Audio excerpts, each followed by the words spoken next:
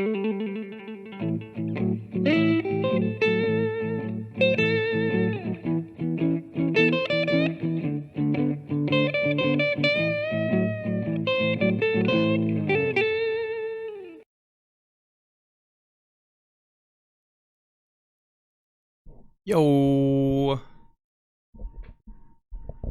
Can unmute yourself, guys.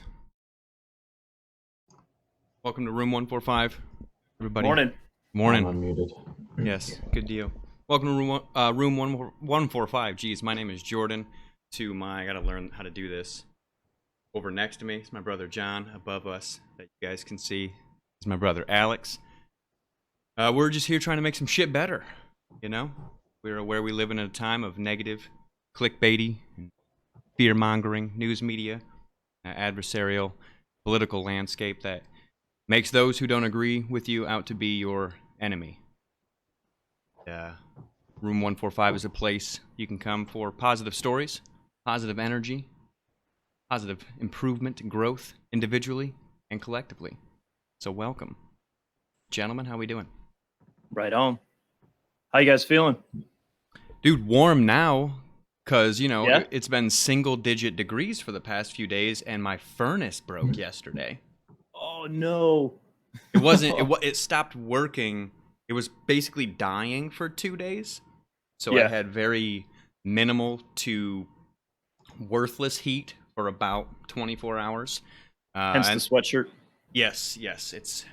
Now it's warm in here, but I'm in the back room of my house is doesn't have heat, so Or insulation, Right. or hardly windows. Yeah. So we're just we're You're staying pretty warm. much just outside. We're staying warm. But the new It's an 145 environmental chamber. 145 hoodie. But yeah, awesome. so terrible heat, and then it starts. I got a text from Ray, or maybe she called me, saying that it was alarming. The furnace set off an alarm or a buzzer. I'm like, all right, well, it's doing that for a reason. So Yeah, I've never heard of that. yeah, so we had someone come out. Trip something. The first tech that came out basically was like, he looked at it for, I don't know, all of 19 seconds and was like, yep, I have to red tag this. This is not safe to turn back on. Damn. Cool. Yeah, it had like... But it's something like seize up or something? No, it had like 3 cracks in... I don't know the name of the part, but a critical part of the furnace that can lead to carbon monoxide leaks. So, Jeez. Great. Yeah, that's probably not good, especially with a baby. I said probably, depending on how much you like the kid. Right. Yeah. So Definitely depends on the baby, for sure. Yeah. I like mine. Yeah, she's a good one. So yeah, that was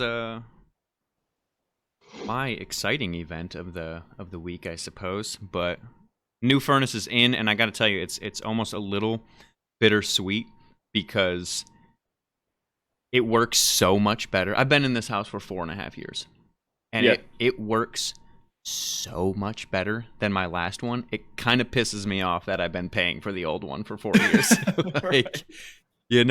It's like the old one in the really cold days would run around the clock. It would never turn off. So my bills are high, and it would never even get the house really warm, And then the new one, turns on for a couple minutes at a time just to maintain the temperature.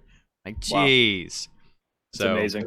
But I was talking to Ray. I was like, you know what? I'm gonna try and look at this. I'm gonna take the positive from it, because now when we have a baby in the winter, it's working well. Right. We can you don't deal. have to worry about it. Yeah, we can deal with whatever. But now, Iris will have a warm room through the rest of winter. But yeah, we had to bring her in bed with us the night before because there was no heat. Her room got so cold. Oh my gosh! So it was literally body heat overnight. I mean, it's terrible. Have you guys not been reading the cold training stuff? I mean, yeah, let me have my 7-month-old do some cold training. Right. Yeah. She'd probably tough it out better than most. You're probably right, would. actually. Yeah. Right. Well, and if she isn't, then we wouldn't know. Yeah, because she can't talk. Right, she's not gonna tell and us. You're sleeping. right, for sure. Hey, one other quick thing. I just want to put a couple shout outs out there. Since we were offline last, we gained 5 new followers on Twitch here. So first comes out with XJ199745, Aubrey, Chaos Gamer 137, Obison, Obisonn, Obison, and the Tasman Sylvania. Give you a guess who that one is. But thanks everybody for the follows. How are your guys' weeks? Well, first, before we move past that, do shout out for Chaos Gamer 137. Oh yeah, Chaos Gamer 137. Yeah, go ahead, John. You got it. I'm saying if you're into old school gaming and you got a passion for gaming, you like to see that reflected on the screen. He's your dude, for sure. 100%. Give him a watch. 100%. Hey, Aubrey. All right, so the chat function's working. Anybody watching? I see there's a couple people watching. If you can throw a couple things in the chat there. What's up, Tasman? All right, cool. So that's a new thing I added to our layout here, is the chat is now going to be on screen. Oh, cool. John and Alex, you guys see it? I know I'm kind of running the live portion, but can you guys see the chat? Like, you have something pulled up? I want to make sure that we can properly interact. And anybody watching, please jump in, throw out some opinions, some suggestions as we're talking. Let's interact. Here we go. There's the chat. Okay, it was hiding from me. I feel like I already need to tweak some settings. I don't want it to disappear so fast. So yeah, it's pretty quick. Yeah, for sure. I'll mess with while that. You're tweaking that for a second, I'm grabbing a cup of coffee and then I'll tell you my. Okay, I actually don't. If I tweak it right now, it's gonna. Just because I know where I have my windows set up right now, it's gonna completely get rid of all of our cameras. So it'll just have to. It'll be a next time thing. It's whatever. We also, while John's gone, he's obviously already well aware of this. Our donation goal made some pretty significant leaps since last week. I saw that. Up on the screen now, anybody watching can see we're at 161. I didn't check it right before I got on, so I don't know if anybody added to it this morning. But 161 of the $500 in the bag, so awesome. Thanks everybody. Feeding the community, trying to get that message out there on social media. This is definitely a new experience for me, trying to build some sort of audience and following on social media. It's been kind of interesting, but one thing that's been easy for me to do on a daily basis in the celebration of Black History Month, something that is a big kind of deal in my life on a daily basis, is the contribution to music, and I'm putting a highlight out there on every day on a Black blues musician, specifically for me. If I'm sure the guys might have other genres, but yeah, Room 145 on all of the social media platforms.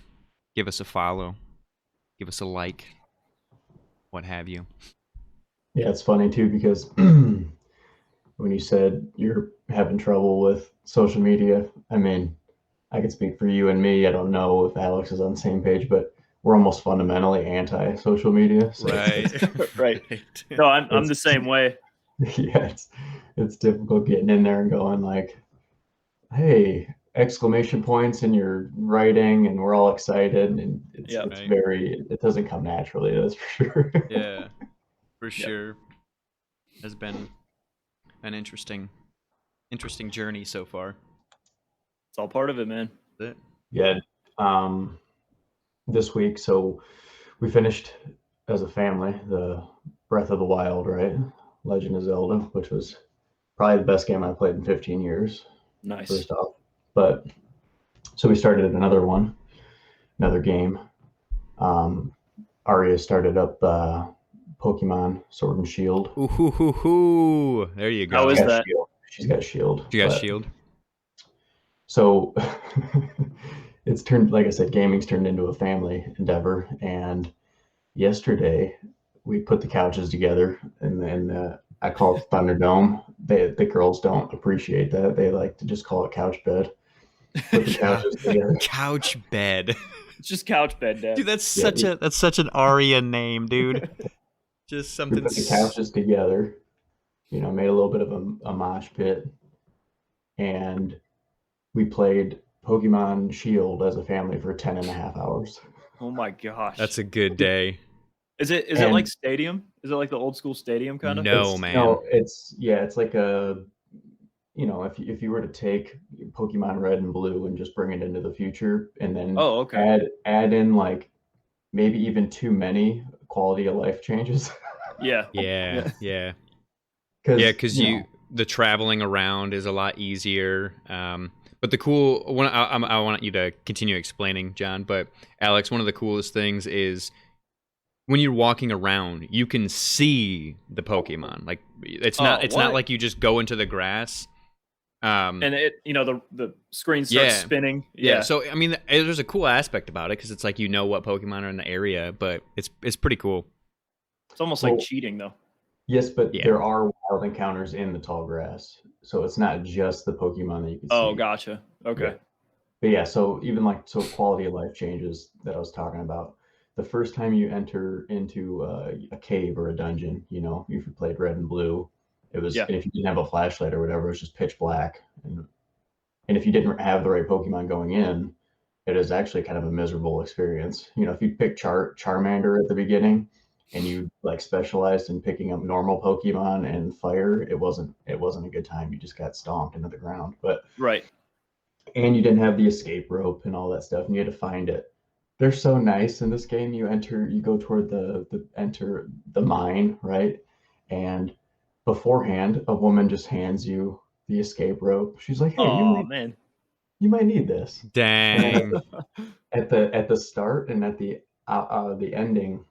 At the end of the mine, there are sisters that have just taken it upon themselves to just act as a mobile Poke Center to heal up your Pokemon before and after. Oh, no. So nice. It's like, no. So I'm pulled in two different directions with it because one, my daughter's 6, so it's cool. I'm fine with the game carrying her along, but if I'm playing that game, I don't need a mobile Poke Center. I don't want it.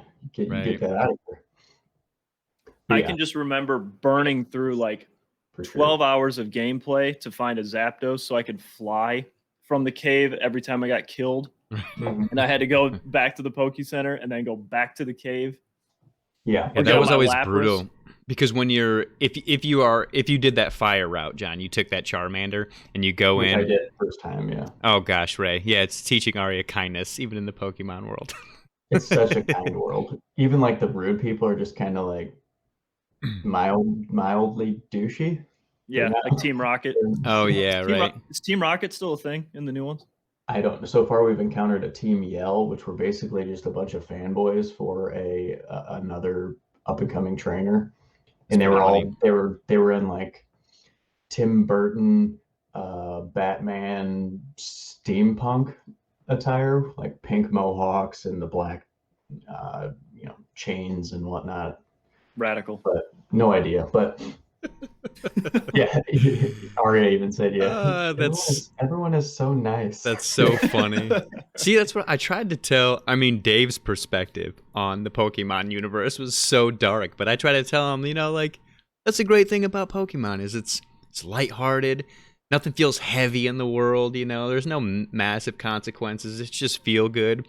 And Dave correlates it to just endless enslaving animals, endless forced combat to all the creatures in the world. We're stealing them out of their environment and forcing them into a battle. The only time you ever come out of your ball is to fight to the death. Right. And like you said, I was imagining them being happy in that ball, and Dave had them cramped up, or Jafar in the lamp. Jafar in the lamp is totally different than Robin Williams, Judy. Oh man. So 10.5 hours, and I think we had already caught 30 something Pokemon, but we were like, Arya, it's time to stop. Yeah. we gotta stop this. 10 hours is a lot. That's she hilarious. Was upset. Like she was still ready to go. She was ready to pull an all-nighter. No, she was upset. She was not happy. Wow. I remember because Go ahead. yeah, we were trying to get one of her dog Pokemon to evolve. Like that was kind of a goal we had in the head. But I looked up just because I was like, when is this gonna happen? So we were a couple levels off, and I was like, this is gonna take at least another hour and a half thinking in my head. So we're gonna do that first thing. That's pretty funny. Check out. So she's timid and nervous for Steph. Yeah. And she enjoys the battle, so her confidence is skyrocketing as she's playing. That's awesome. Pokemon. That's very nice. So the type of trash talk that is in the game, you played Pokemon games or games in general where there's this type of writing where like, I'm the best and you guys are no good and I'm endorsed by the chairman. She started when she gained confidence and she started doing her own battles, she would start trash talking back at the screen when a person would say that she was the best, and then Arya would be like, no, I'm the best. I'm gonna beat you right now. That's hilarious. Right. All right, I actually might have been able to just fix the chat. I'm gonna do. It looks better on the screen over here. It's it should know. I mean, we lost everything previously, but obviously anybody on Twitch watching, they can still see the chat if they just look at their screen. But on our broadcast, it should no longer go away. So cool. Yeah, right. Where does she get that competitive edge? It's not like she has a competitive parent. Or two. Yeah, right. That's the thing. She says she's not competitive until we start competing. Mm-hmm. Jacqueline, that is the way. Yeah, right. Yeah, Alex, did you have any? What's up with your week? My week?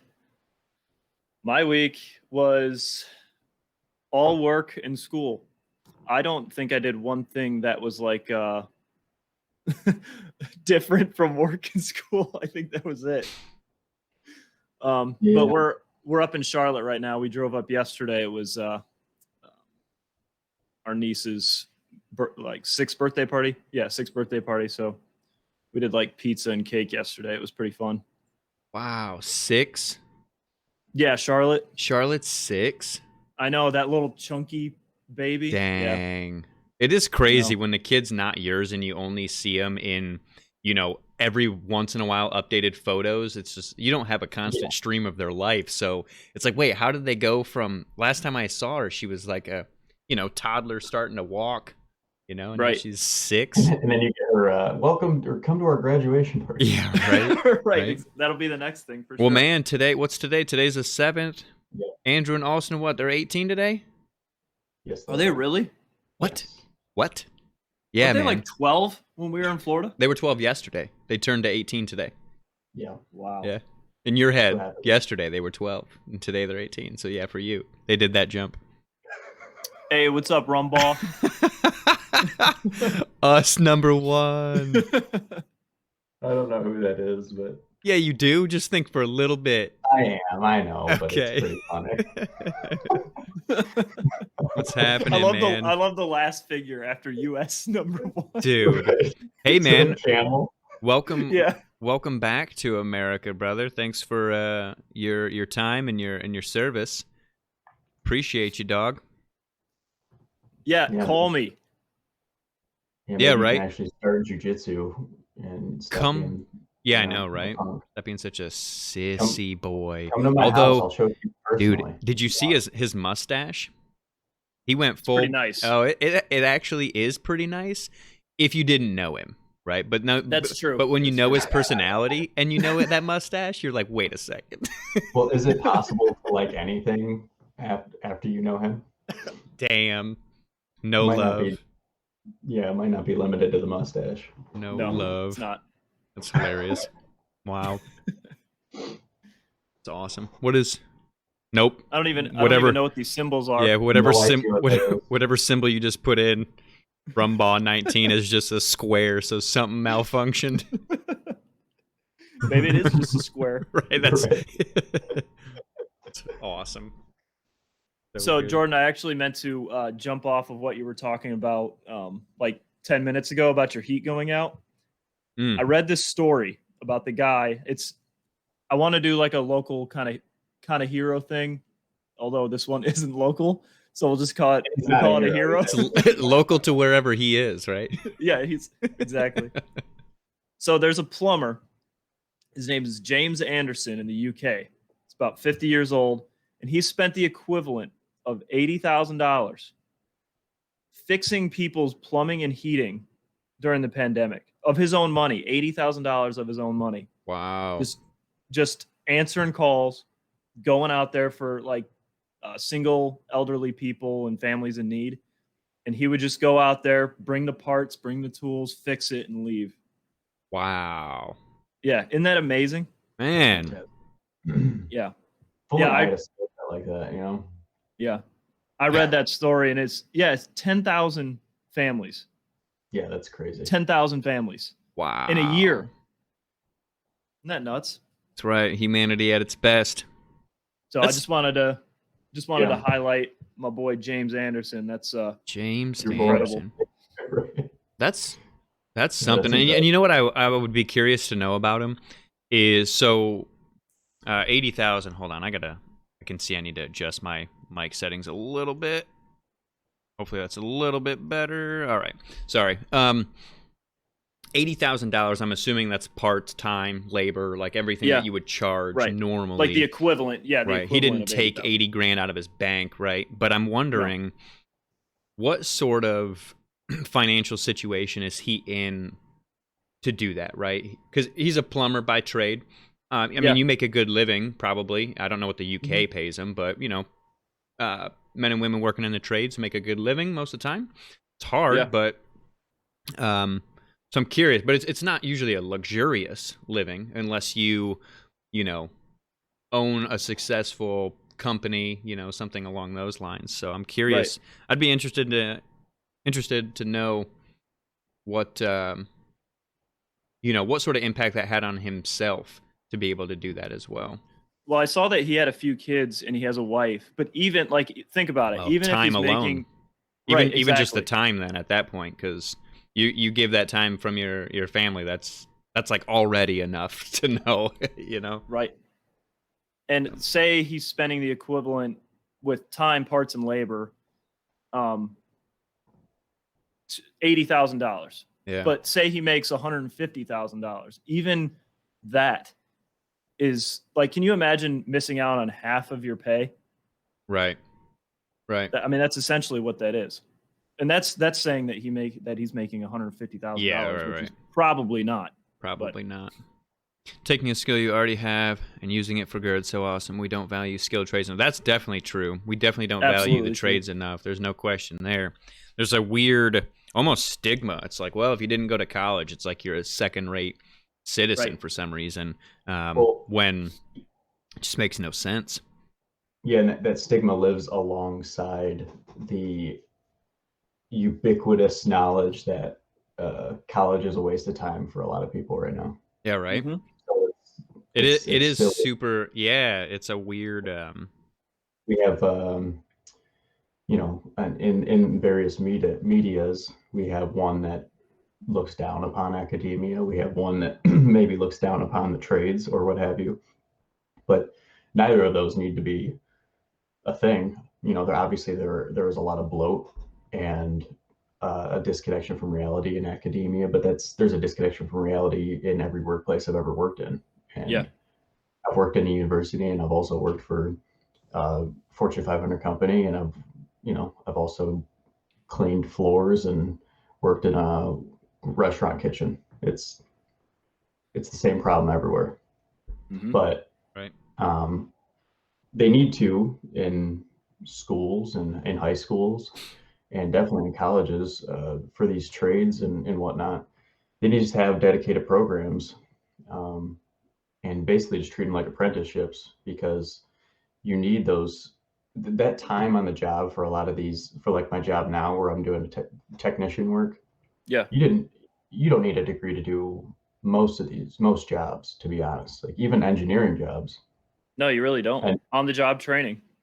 if you did a 4-year internship, and it was and the systems were in place and the structures were in place to make it worthwhile, that you get way more out of that than any of that time spent in the classroom doing doing physics up to physics 3, or differential equations and whatnot.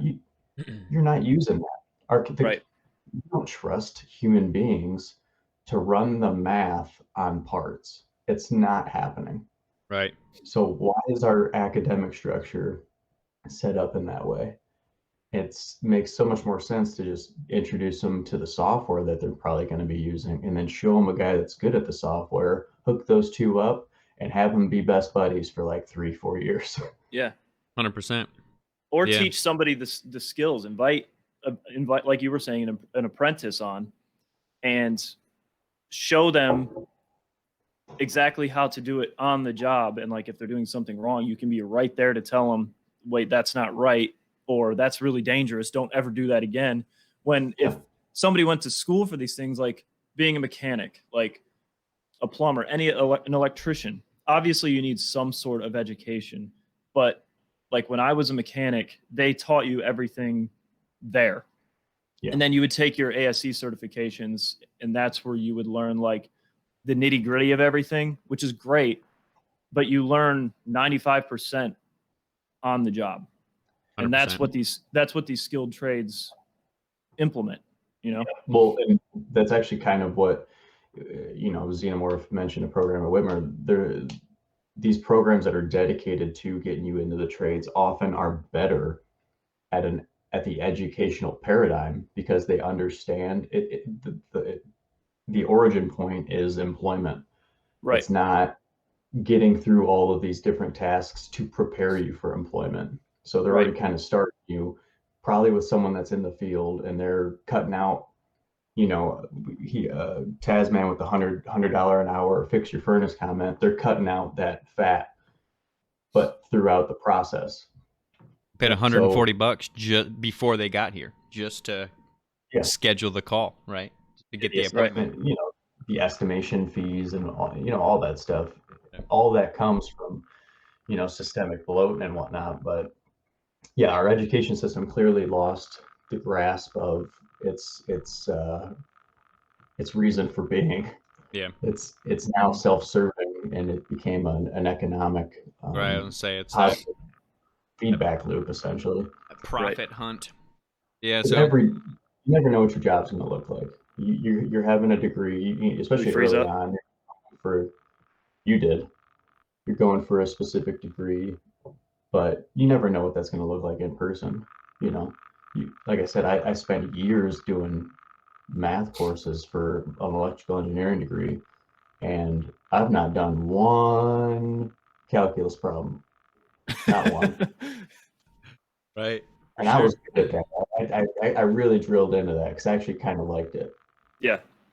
I got onto the workplace. They were like, "Hey, can you build wire harnesses?" I'm like, "Oh yeah, sure." And we started doing that. Yeah, 5 years later, not one math problem. Yeah, this isn't trigonometry. For sure. Yeah, catch up on chat here a little bit. Good point, Ray. On wonder, that what's his name in the UK? The plumber in the UK? James Anderson. James Anderson. How many people did he, inspire to kind of look at themselves and figure out what they can do, to do a little better and be a little kinder. Absolutely. Xenomorph, everybody needs plumbing, electric, construction, mechanics, 100%. That's an interesting thing about automation. When jobs are being automated away, those are going to be the last ones to go. 100%. Skilled trades will always be around. Yeah, we are so far off of a robot coming into someone's house and fixing their plumbing. You know what I mean?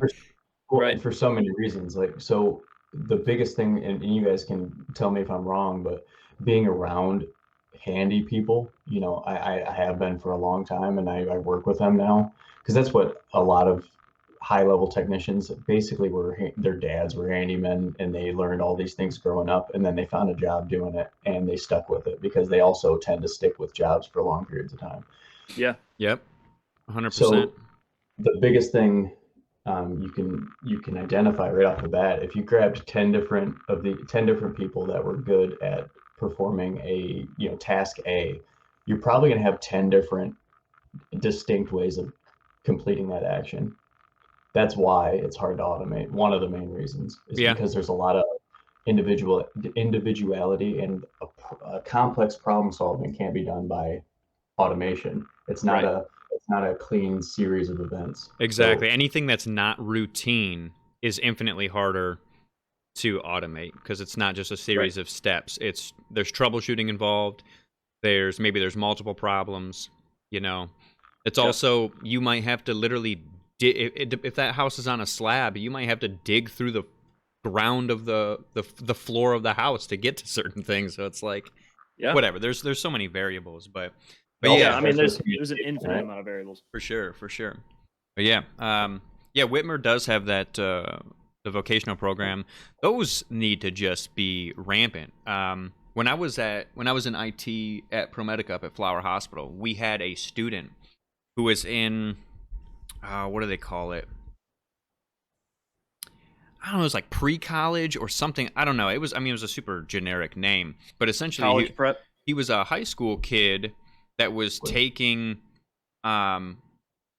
college courses. His high school was like 5 years, but it was you have to go and actually get, it's not really an internship, but you have to kind of co-op, if you will.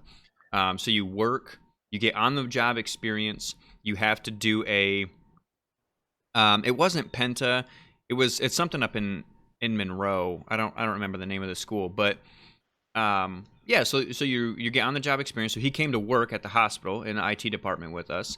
So I had to write up a form for his administrator, like the principal of the school, saying like, yes, these are the tasks that he was doing, etc. He had to write a project on his experience, and he was taking college level courses. So by the time he graduated high school, he had an associate's degree. Yeah. Wow. That's awesome. Yeah. That's really cool. And no debt. There was no tuition. Yeah. So do you know Mackenzie in Florida, our cousin through marriage, what have you. Yeah. She was part of one of those programs. So I remember talking to her about that. Yeah. So it's becoming a thing where, you go to a school and you end up leaving high school with an associate's degree. But so it's twofold, but it's kind of pointing out, it's making a mockery of university education. That too. Rightfully so, like in many ways, right? It's helping maybe protect students from incurring that debt. But the fact that they're able to do that in high school, when there are people going out there and doing it after high school for 1,000% more tuition. Yeah.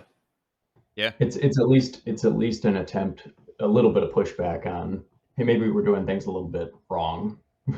No, 100%. Yeah, I mean, a little bit of acceptance of reality. The 2-year program that I went through at Owens to get my networking information systems degree, right? I feel, and so in comparison of that versus Ray's 5.5-year clinical laboratory science, which is essentially microbiology with a medical focus degree, the amount of bloat, the amount of so every course that I was in, the amount of one-on-one attention that I had and could easily get from an instructor, the different levels of experience, because in that 2-year program, you had a lot of people that maybe were in their career and they're trying to refocus. So you had people from just out of high school all the way up to people in their 40s and 50s trying to learn a new skill to get a different, change their career or something like that. So you had this wide array of students, and in comparison to the level of attention and everything that Ray was getting through her program, her instructors didn't even teach the classes. They were impossible to get a hold of. I was frustrated on a regular basis for her. So yeah, I mean, I think if that just needs to catch on, I think that's one of the really great things about community college, because I'm in community college right now doing courses, and the professors that I've had for the past year and a half I still email and text, and they text me back in the same day. Yeah. Like if I have a question about work, be like, man, I really can't figure this out. We can't figure this out at the office. Like, do you have a resource I could go to? Or like, do you have the answer just offhand? And usually they get back to me in the same day. Right. You don't get that kind of experience anywhere. No.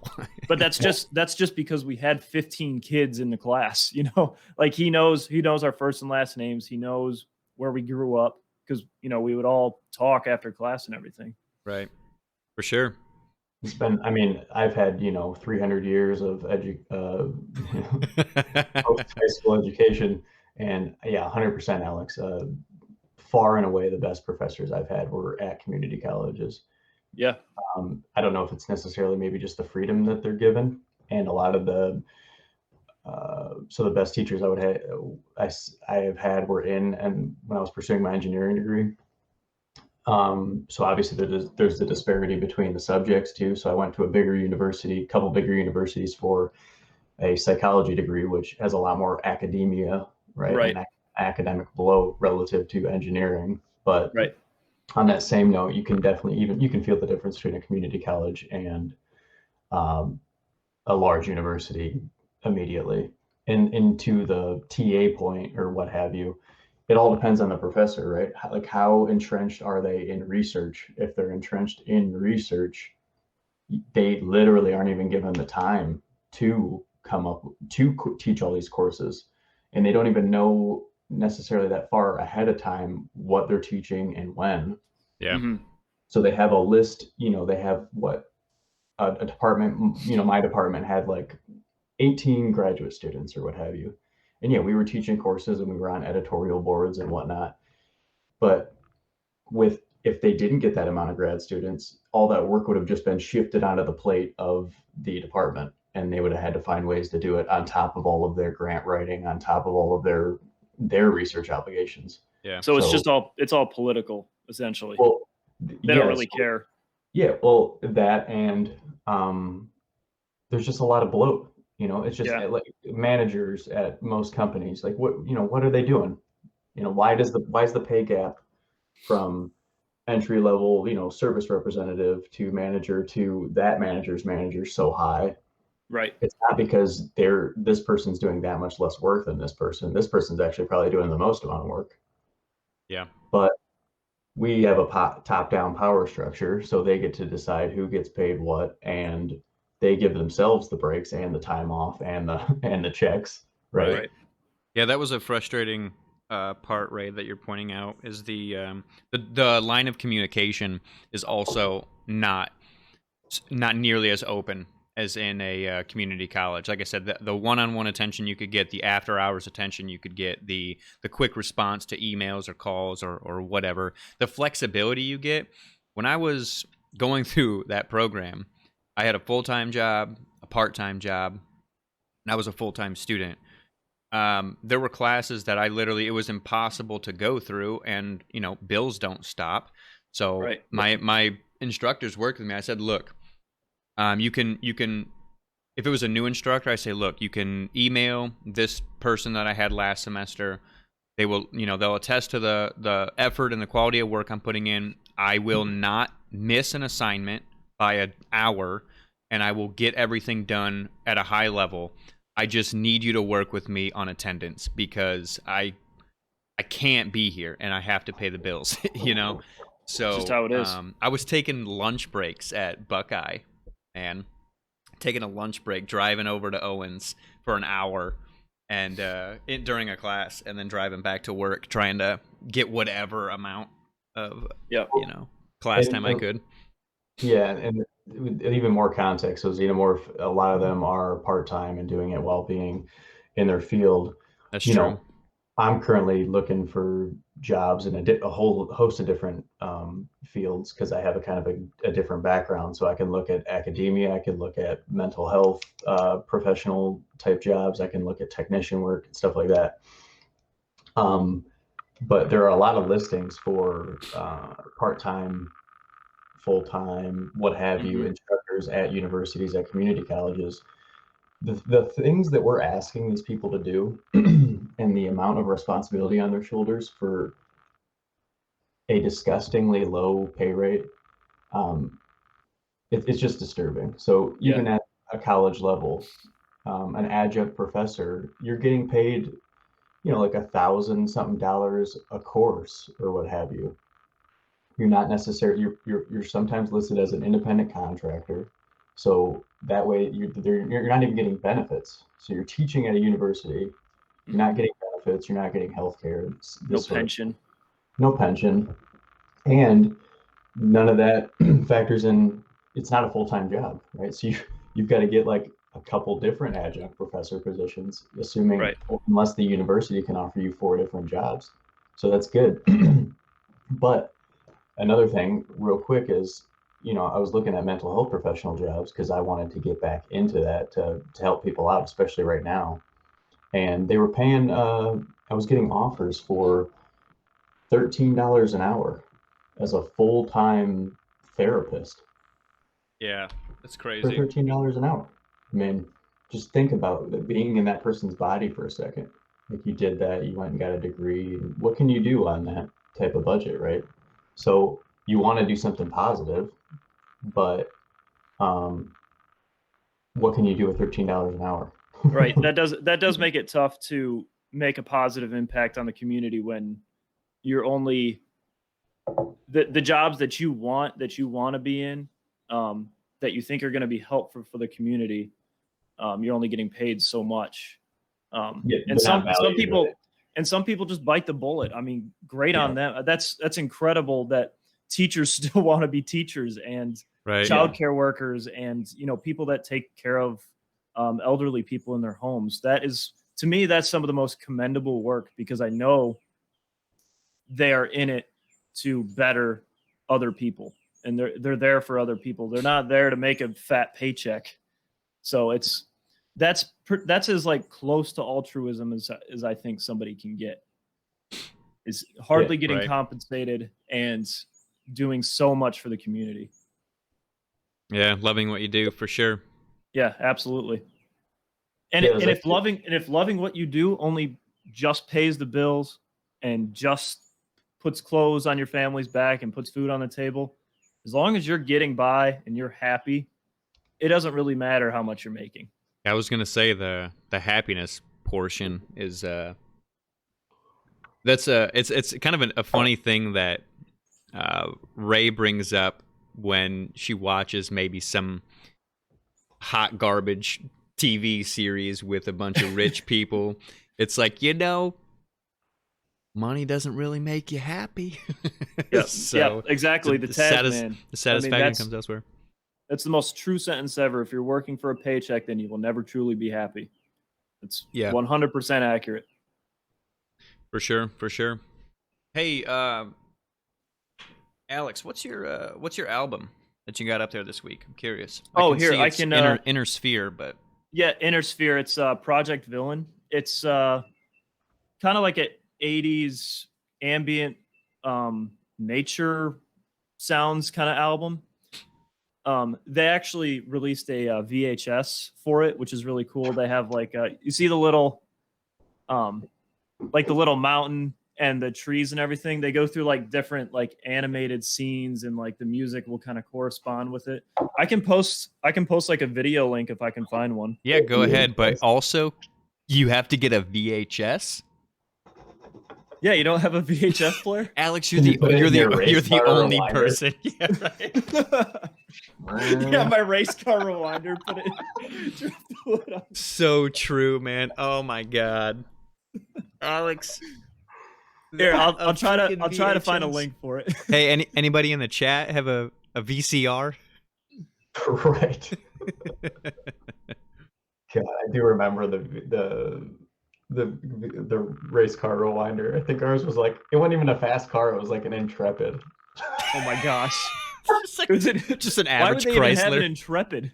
Right. That's hilarious.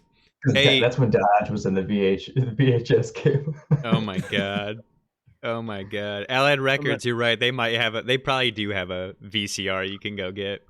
That's hilarious. So our in-laws have two that work. So that's the next level. They Oh actually work man. too. Oh man. There you go. Alex got the album in the chat for you guys.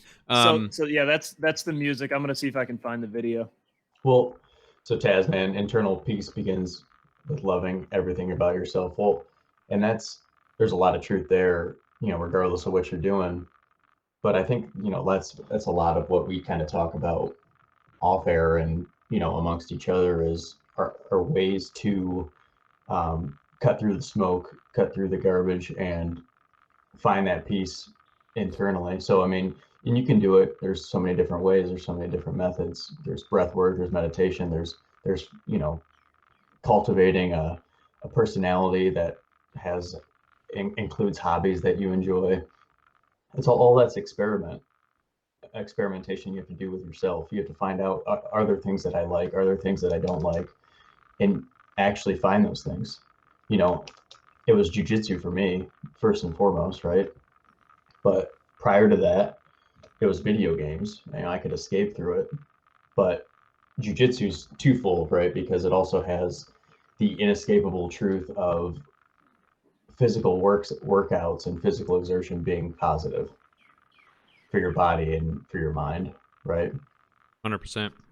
And a lot of people, they've got these stereotypes in their heads of what fitness is and what it looks like at the individual level.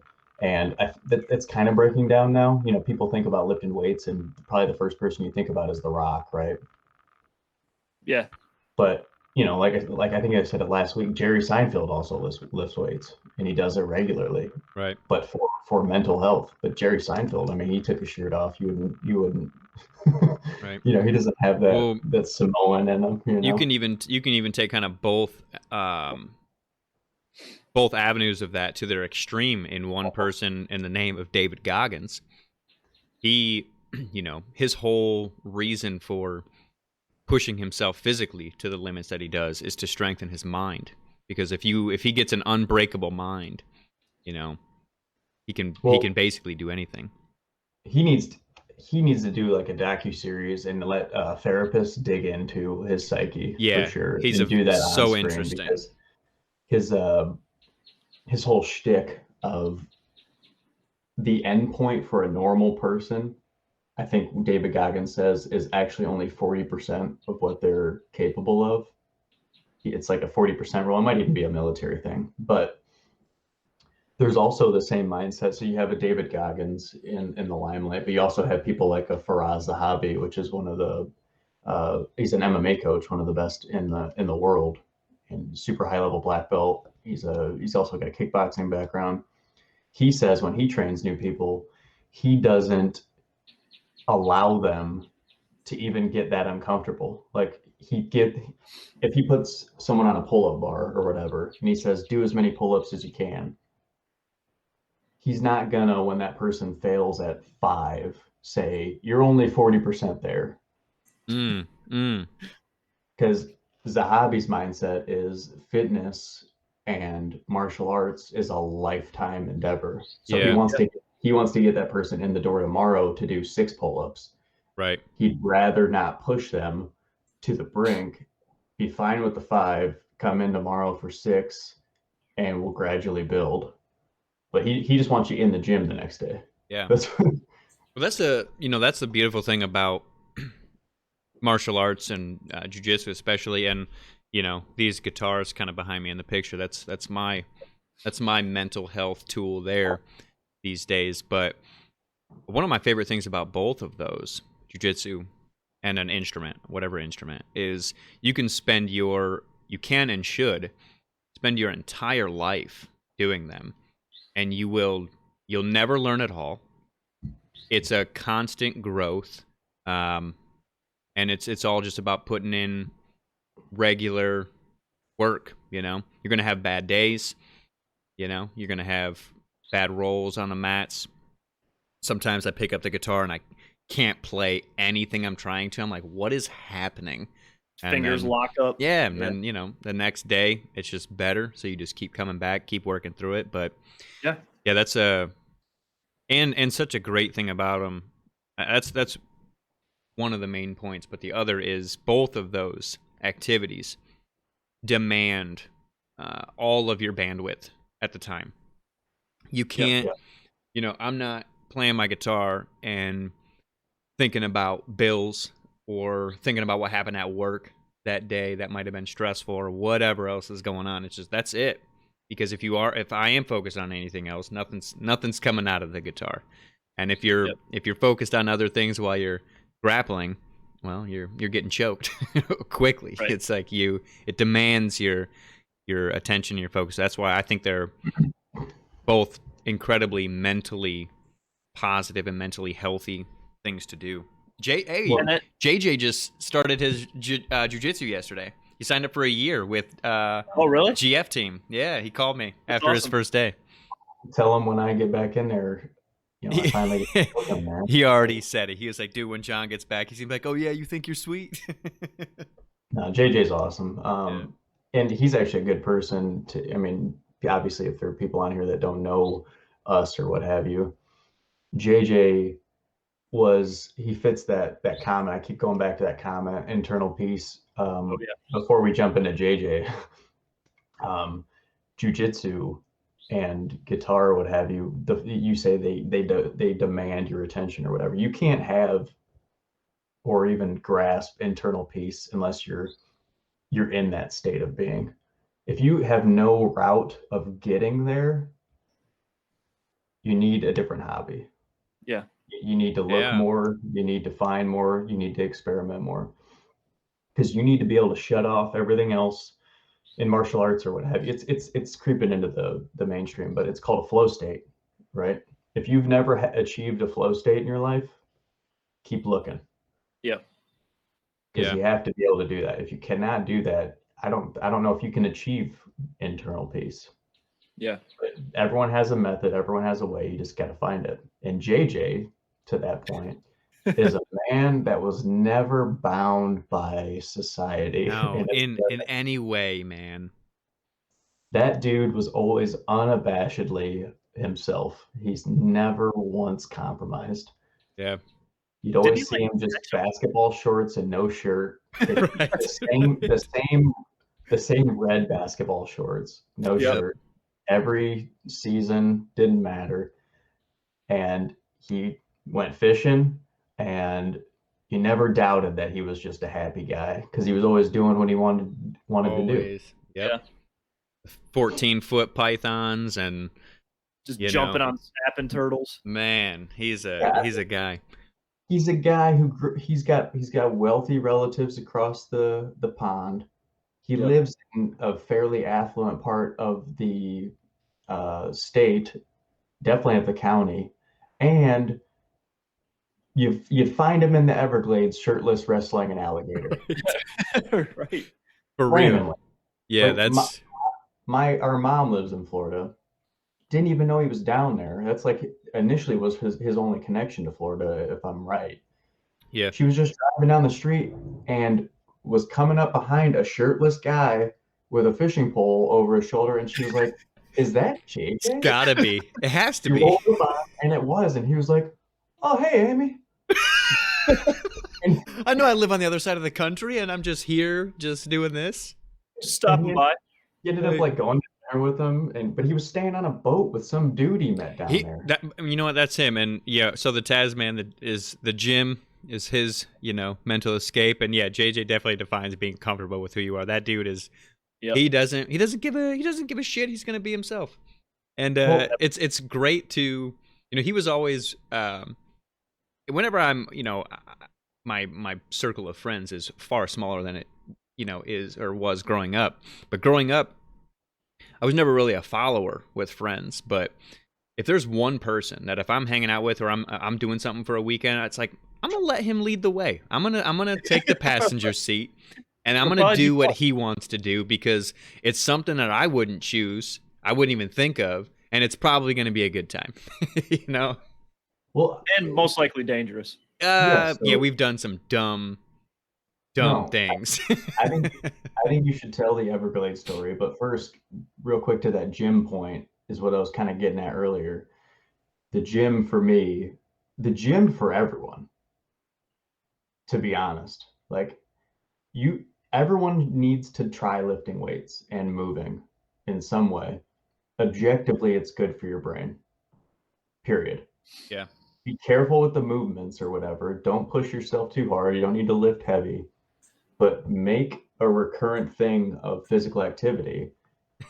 The research is there, it's out, it's good for you. You might not like it while you're doing it. And my wife's the perfect example of that. She doesn't like to work out, but when she does, she feels better. Yeah. Afterwards, it's Energy's better, you sleep better. Like, what's one of the biggest problems facing people today? Sleep issues. yeah. Guess what? That goes away. If I go to jujitsu and have a 2 hour workout with Dante, I'm sleeping perfectly fine. Yeah, for sure.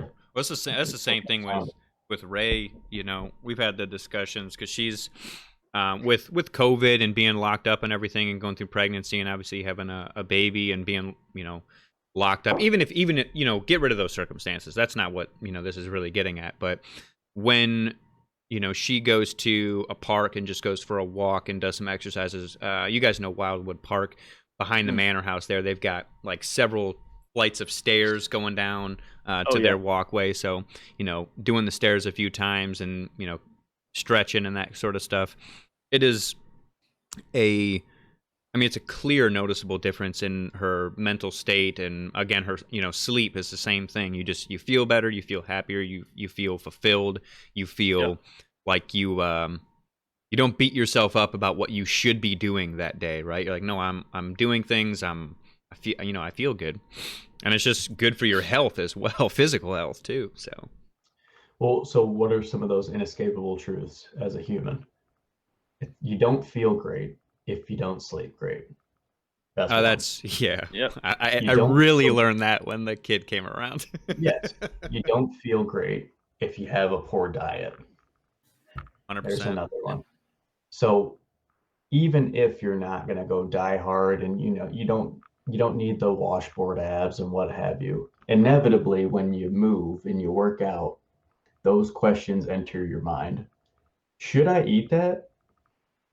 And the first time you skip that, whatever that is, and it's probably a bad food, you feel better for it. Yeah. And then you feel how you feel the rest of the day, and it just compounds. So you said those stairs behind that house, that was part of my fight training camp run that I used to do for endurance. Oh, yeah. I used to do the 3.8 mile 3 times, and each time I would do the stairs like 5 or 10 times. Man, but I can't run for shit. You can. No, I don't like running. I never enjoyed it. But the first time you do something you think you can't do and you complete it, you don't get to that point where you're doing 10 plus miles and 50 stairs the first time you try it. No. And not even the second time. You can't even contemplate the second lap, let alone the stairs early on. For sure. But if you stick with it, you can start contemplating those things. And if you can contemplate it, then you can try it. And the first time you try it and you complete something like that, it's like I said, it's just compounding. Yeah. You can't do any of that if you're not moving.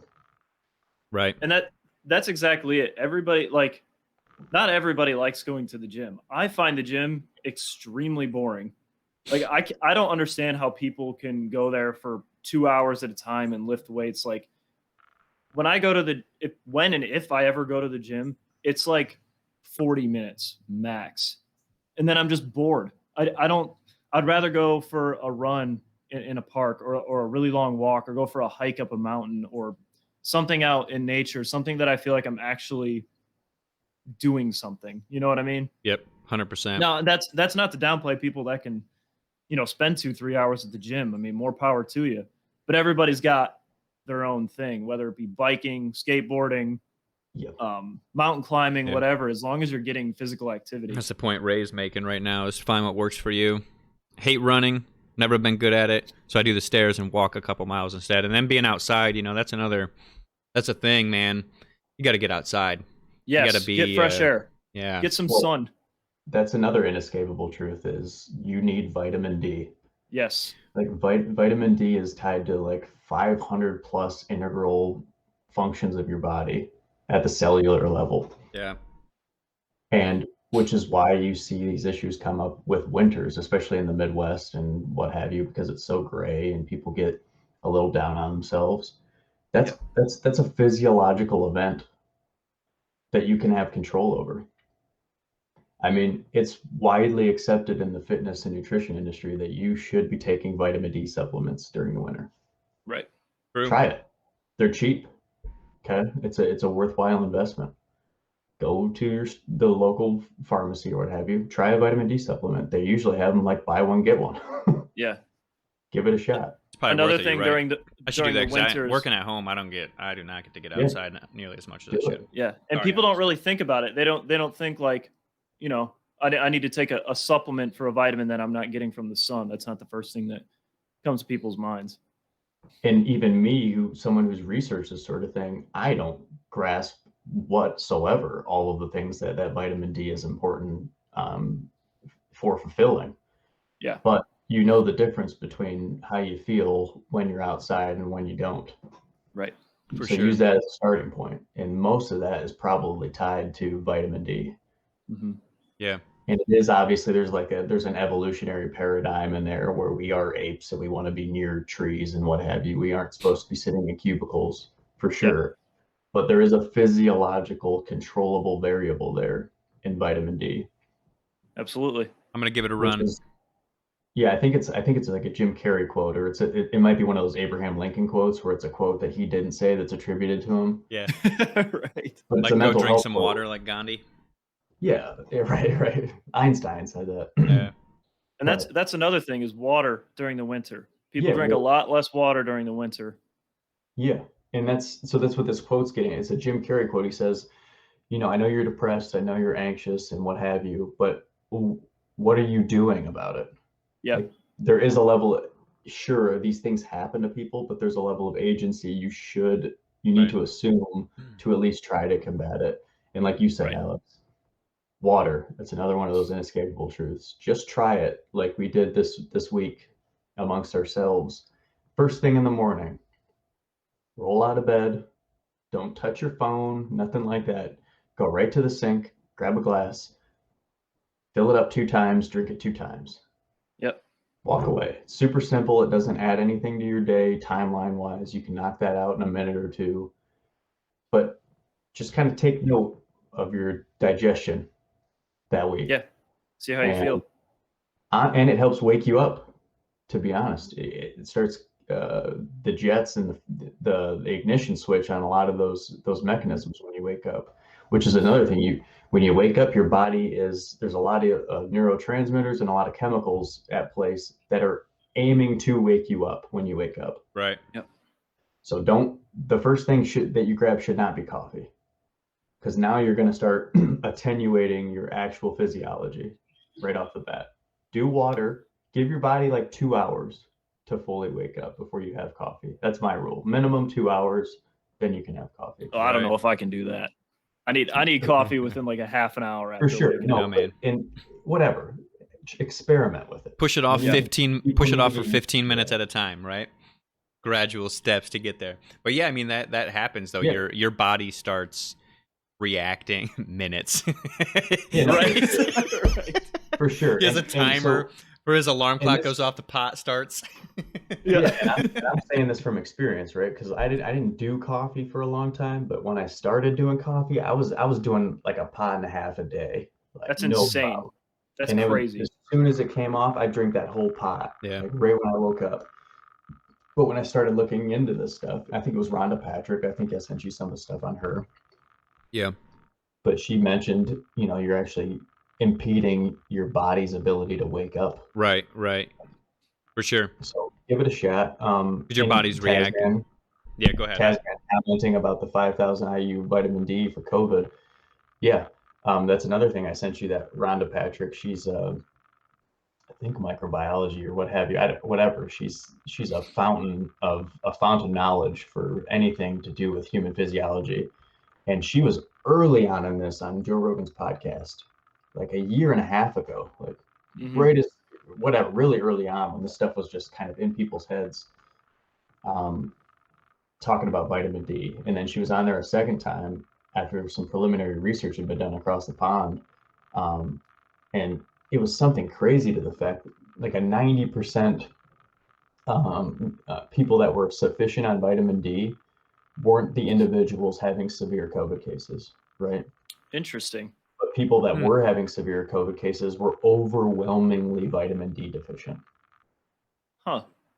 Because it's not just that it's the sun and it's coming into you and it makes you feel pretty and good. No, it's tied to, like I said, 500 plus key physiological actions at the cellular level in your body. Well, I'm definitely getting some vitamin D supplements, and Aubrey is double fisting coffee and water in the morning. For sure. You just you knock them both out. It happens. Yep. Hey, I'm going to do a quick interruption. I definitely should have done this right in the beginning, but I didn't notice until after I rewatched last week. So anybody in the chat, how is audio amongst the three of us? Is anybody way louder than the other? I know my camera's garbage, so, you know, I'm dealing with that. But what's the audio sound like? Is anything too loud and abrasive? Is it pretty? An hour and 15 minutes. Yeah, I know, right? Is it pretty stable between the three of us? I tried to level everything out so that way we sound pretty level here. Cool. If any issues pop up, you know, throw some out there in the chat because I want to, you know, this is another huge learning experience. There's a lot going on your guys' screen that I had to figure out. So yeah, cool. Well, on the you know, water note, why don't we jump into our review of the weekly little goals or health Should tips? We do it ASMR? Yeah, right. We're gonna talk right to you guys in the microphone real close. It's so creepy. Real close. It's so creepy. Before we do that, bathroom for me real quick, and I'll be back. And then we can do the weekly targets. Discuss that a little bit. Yeah, sure. Yeah, sounds good. Right, cool. Everybody, I'm gonna grab a water and use the restroom. I'll be right back. Cool. Leave me here alone. Just kidding. It's all good. Just kidding. I wouldn't leave you. I wouldn't leave you. All right, chat. So we've got Tasman is having coffee within minutes. Aubrey is double fisting coffee. Any other? Aubrey, though, she has like one of those giant, I don't know what they're called. They're like something flask bottles. Yeah. Like the really big, like Ray's liter bottles. Yeah. The hydro flask? Yeah. Yeah, and she just chugs that all day. Hi, Iris. Bungus. Oh, baby. Baby must be up. Head right to About the Keurig. No, she. What? Come on. You think this is her waking up for the morning? She's waking up from her first nap. Yes. Right. Yeah, jeez. No way. Yeah, she's been, I don't know, the past few days, pretty sure she's going through teething. Past few days, she's been not happy. But right to the Keurig. There's something about those Keurigs. I don't know. Like, if you make like a regular cup of coffee versus the Keurig cup, for some reason, it just tastes different. I can't put my finger on it. I don't know if it's the hot plastic or what. It just tastes strange to me. Really? Yeah, I don't know. I had a Keurig before. I guess they do have the ones that have like the cage, like the reusable. That's what I always did, is the reusable cup. And yeah, for sure. Depends what you're drinking out of. Interesting. Oh, true. I guess the office does have like those crappy styrofoam cups. That's a good point. Yeah, those I will say those are not. Yeah. That's not what you drink coffee from. I've had that experience for sure. The cup makes all the difference. All right, noted. True though. The cup. I'm sorry, I said the cup makes all the difference for what? We're discussing coffee. What you drink out of. For sure. Like I was saying, a Keurig tastes different, but I guess it's just because at the office we have like those crappy styrofoam cups, and it just has like this weird, like almost chemically flavor. Maybe it is just the cup though. It's because there's a weird chemical thing in your coffee. right. Sure. It's literally the cup. That's what you're drinking. The cup. Yeah. It's just melting. It's melting part of it. You do that. Have you ever done that where you put coffee in and then you look at it and you're like, wait a second, a third of the bottom is missing. Where did that go? Yep. I just Yep. drank it. Whoa. Into your face. Right. So, yeah. So yeah, I don't know if you want to weekly goals, the recap of them real quick. go Yeah. for it. Yeah, so what we had, it's going to be a weekly, I guess, challenge towards each other and our audience. Please participate and let us know your results of them on all three, or choose one for that week, whatever you want to do. So each of us came up with a simple task to do every day. Starting out the day with a glass of water or two, one large one, two, whatever it is. The having 15 minutes of your day. Actually, you know what, Alex? Why don't you describe it, because I'll probably do a very poor job at doing it. Yeah. So it's 15 minutes of just being present exercise. So it's not even really a meditation, but I guess it is. Either way, it's just a good way of getting your mind out of like a stressful situation, or like if you feel panic coming on, you can just sit down anywhere as long as you're alone and it's quiet, or maybe there's like light music happening, and you'll look at objects around the room, and you, in your head, you describe to yourself what it is, maybe what it does for you, maybe how it was designed or something like that. But as soon as you feel yourself trailing off into thoughts about your life or yourself, move on to the next object and do the same thing. And then once you feel yourself trailing off, go back and do another thing. It's just it's a way of keeping your mind off of your either toxic thoughts that you're having or anything like that. Yeah, Sounds and silly, but it does work. said, it's not a meditation, but it is essentially a life hack, like a life hack aimed Right. at getting people to do meditation without calling it meditation. Right. That's what it is. It's all like, we go back to that inner peace line. You're creating a moment of bliss, right? Right. You don't know that's what you're doing, but that's what you're doing, especially with people that have very chatty, active minds, which I'm Right. not one of those people, but that is essentially what is happening. You're slowing things down, focusing in. Right. And yeah, I had some cool. Tasman, that's a perfect time to do it. That's actually when I prefer to do it, because I feel most calm driving, and like I'll see like a nice big tree, and I'll be like, wow, that's a big tree. I bet that's like 200 years old. Like, imagine all the people that saw that tree, or like what that tree saw, The trees see things, man. But it's true. It's the same thing. It's the same kind of thing. Yeah, for sure. And then Okay. the third task was the $1 challenge, which I guess later on in the week I kind of issued out on social media.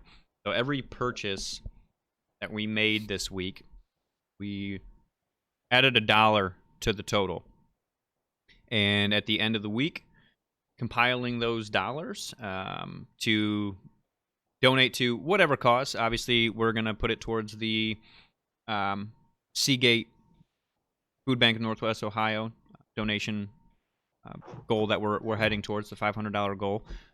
So that'll probably be the fastest and easiest one to knock out as far as a discussion goes. So the what were your guys's? You don't have to say what your purchases were, but how many purchases did you guys have? Alex, go ahead first. I had 12. 12 purchases. So some of them were online. It was Bandcamp Friday, this past Friday. And it's if people don't know, I posted a link to the album behind me, and it's for Bandcamp. But what they do once a month is they allow all the purchases for these albums to go directly to the artist. So that's when cool. I like I'll put a bunch of albums on my wish list, and then Bandcamp Friday, because I know all that money's going towards them, that's when I buy their album. That's cool. So I bought 4 albums, and then just gas, grocery store stuff, little things like that. So That sounds Right about on. right. Yeah. I only bought 9. Yeah, 9, and very basic stuff. I mean, it's my usual whatnot coffees, black coffee, some couple little food items, ice cream, Yeah. handles, uh, chocoholic chunk with Graham Central Station. Give it a shot. It's fantastic. Yo. Wow. It'll That sounds right, amazing. right day. It'll make you happy. I bet. Yeah, and once you go, Jordan, then I have a question. So, Sure. Dude, I get that chocoholic chunk with their banana cream pie. oh yeah, that's fantastic. Whoa. It's dangerous. So I had 8 Candles is really good. I forgot about that place. for sure. Yeah, I had 8 purchases. I mean, some stuff for the baby. I don't. I work at home right now, so I don't even have to get gas this week. Luckily, so it's pretty basic stuff. Some things online, Amazon, a couple purchases, some food. Basically, it's kind of all the purchases were this week. So there's 8.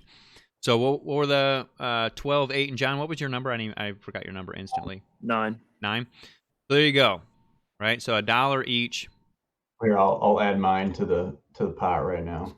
I've got it pulled up as well. I was gonna throw a screenshot, but there's whatever. It's gonna put. Doesn't matter. I'll update the total in some way, but I'm gonna throw mine in right now. So $8. So yeah, we're trying to see what sort of difference that would make. So the challenge I put out on social media, a question you can kind of ask yourself when you're making the purchase, if you want to participate in doing that, is if the purchase cost $1 more, would you still get it? And if the answer is no, then that's fine. All right, don't do it for that one. If the answer is yes, okay, try it. See what your number is at the end of the week, and you still would have spent it. You already told yourself in your head you were okay with parting with that $1 on that purchase. And if you did that, if you were able to do that 2 times that week, or 1 time that week, or 20 times that week, the whole intention was if we can get a lot of people to do a little, big, that really adds up. So what was that, $29 then, right? 12, 29. 8, and 9. Yeah. So yeah, that's what I kind of liked about it, is it adds conscientiousness to the equation. There's a lot of, especially now with buying stuff online, it's very easy to almost go autopilot. We brought up driving or whatever. How did I get here? You have your card or whatnot online, and you're like, when did I add all this stuff? So if you have a list of the things you're buying, and you hold on, it down, pause, John. They're hearing the hype right now. I don't know. You guys must not have sound on. Alex donated through stream. They were in full hype mode. Yeah. It's cool. I'll take Alex. I'll move yours to the Facebook. No worries. But yeah, you can just go right to the Facebook for right now until we get other things set up. Obviously, I wrote some questions down. So you're writing the items down, right? So you're kind of like bearing witness to your trends. But how much, questions that came to mind, how much waste do you have in your spending habits? You have a better answer to that, or a clearer path. Are you spending money in the way that you feel like you should? And what would it mean, like you said, to add $1 to each purchase? Like we talked about earlier, the whole point of this was to create a groundswell of interconnectivity, and a recognition that a lot of suffering could be eased by minimal input by a lot of people. Right? So we're used to charity is essentially like the whales taking care of the minnows, right? But there are a lot more minnows than there are whales. So we want to harness the power of the minnow to take care of the minnows, right? Like we talked about, we have 330 million people in this country. If everyone, I know a lot of those people are babies, but if 330 million pennies were dropped and we focus that in on, a specific moment or event of suffering, and it could be eased monetarily, we should do that, right? We don't want it to be the case that we set up a charity event and it's a single $500 donation. No, that's not the idea. No. I'd rather see $501 donations. Yep. Because if we can make a habit, and I'm going to keep doing this $1 thing just in general, the idea that you tack on $1 to every purchase, and that bank goes to something outside of yourself is something I'm going to continue to do anyway. But if people did that and we could somehow channel that, the downhill effect of that would be very positive. Because like it or not, we've talked about it. A lot of the suffering in this country and in this world is money based. Yep. And food based. Yeah. So yeah. Those are the questions that made me ask, and I thought it was a worthwhile endeavor. That's for sure. Yeah, so, absolutely. Definitely good questions. Those are questions that I've asked myself just over the past several years on a personal finance awareness and growth journey myself. So it's kind of something I've been pretty aware of in my spending habits and where my dollars go. I'm pretty on it there. Not that there's no waste. There's definitely waste, and I'm aware of that waste. But some of the conversations that like my wife and I will have, Ray and I will have, when we know we're spending on waste, right? Ice cream or donuts and coffee on a Sunday morning, you can say that those aren't needed purchases. I guess the justification for us behind them right now, since we are currently saving for a house, we've got a baby, there's other things that obviously every dollar can kind of go towards.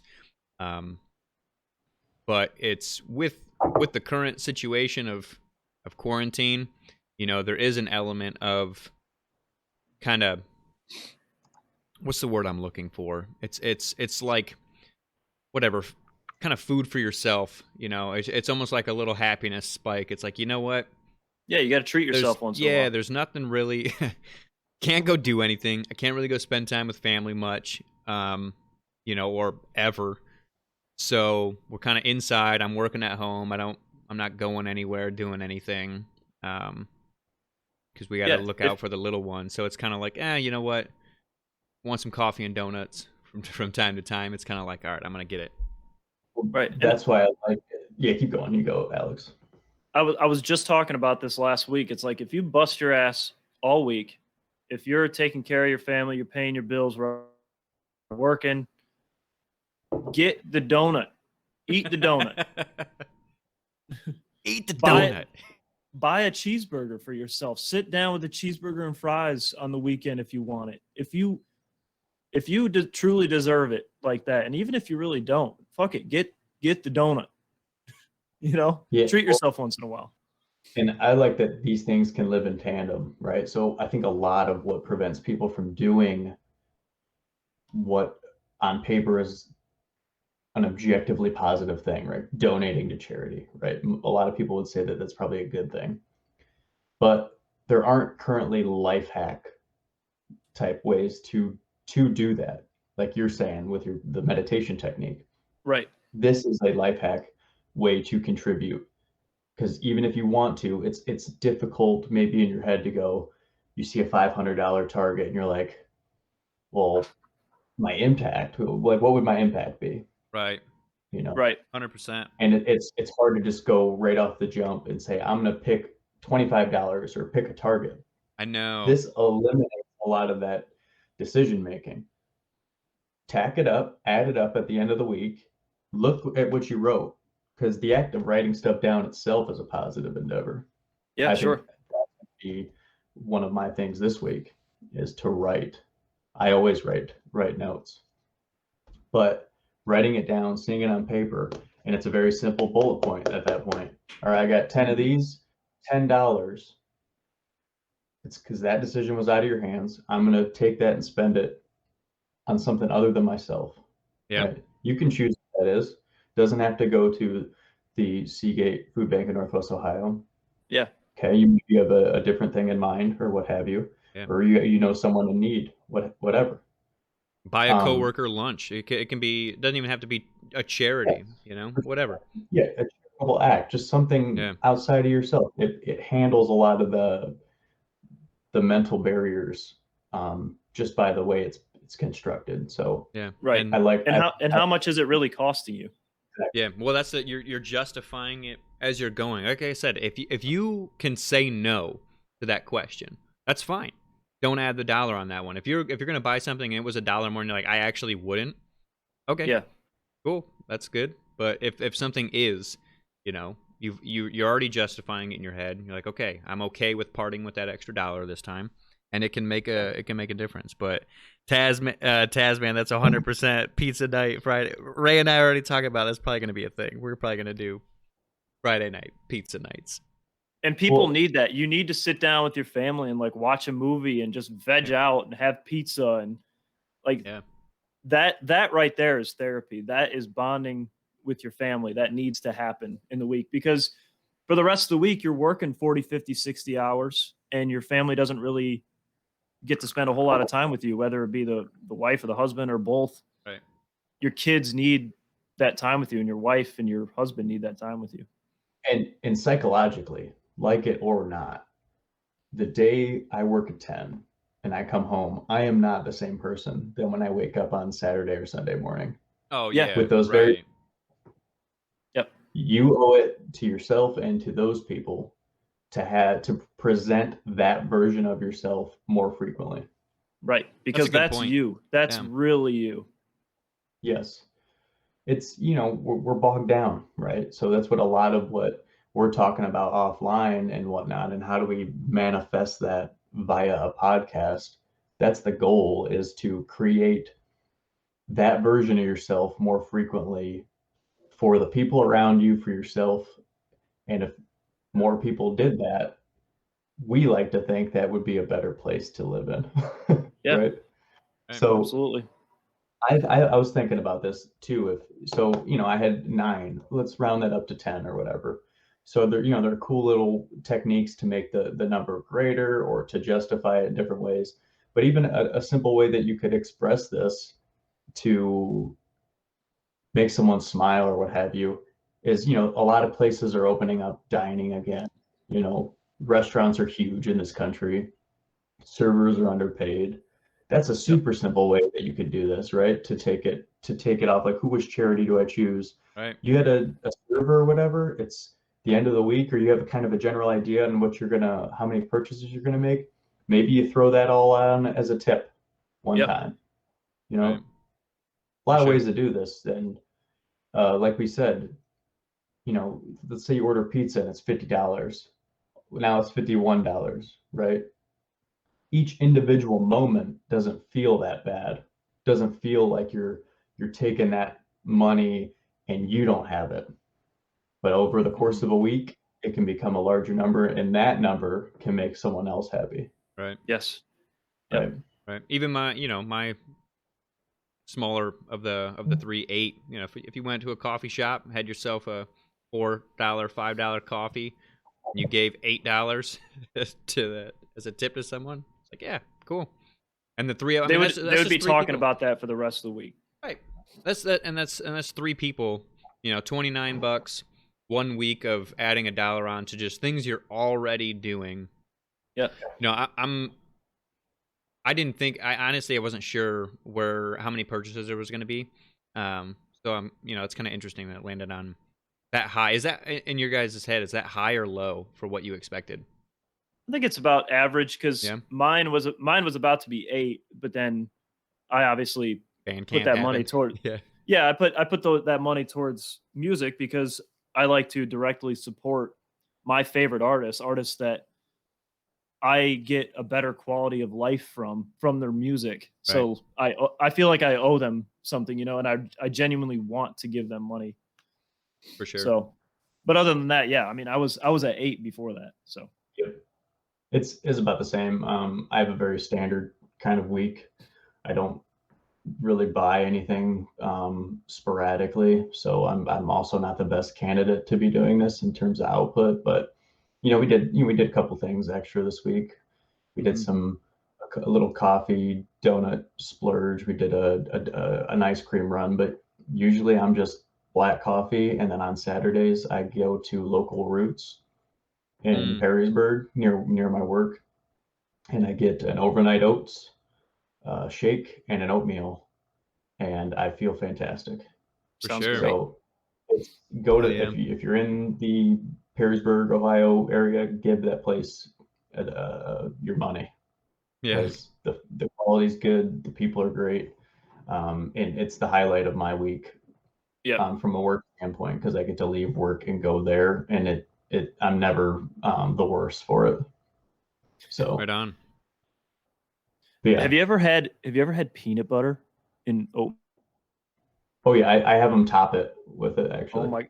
I don't know if Nathan's still on here. I haven't seen him in the chat in a second, but he is the one that showed me peanut butter and oatmeal, and I swear to God, I ate it every day for like a month until I got like sick of it. So there's peanut butter is a good one, and the other hack is maple syrup, like good quality maple syrup. Yep. Because our Aunt Cindy used to do that. We didn't know that she was doing her oatmeal with like whole milk and maple syrup until you had oatmeal that was like water and no maple syrup. And you're just like, what did I just put in my mouth? Yeah. That wasn't oatmeal. That was cardboard. Cardboard. Yeah. 100%. So, yeah. So, I mean, did you guys learn anything from the meditation technique? Like, did anything? I know that's something you Yeah, probably do pretty frequently, Alex. But talk about. Yeah, I do it. Well, I used to do it pretty much only when I felt like a panic attack coming on, or like I noticed myself getting really disconnected from my own self. So I tried to focus more on the breathing techniques, just to try out something different. Yep. And some of those that one that you sent me, the what's the name of it? Did you do the Wim Hof? Or is that what you're talking about? Yeah, that's intense. It gets really intense. Unavoidable, right?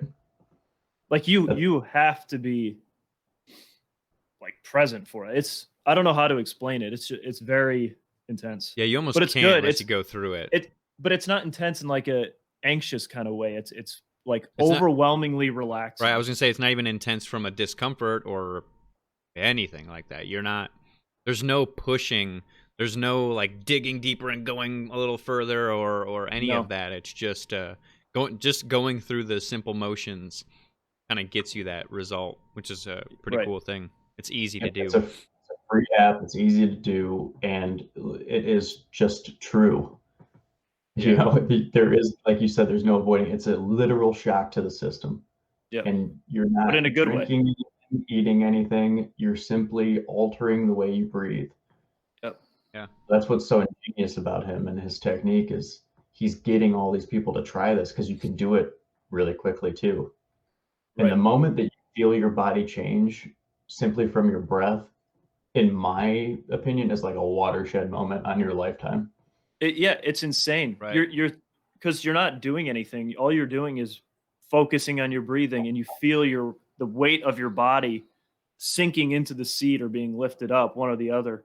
And you can do it anytime, anywhere. You need nothing else. There's no tool you need. There's no extra resources involved.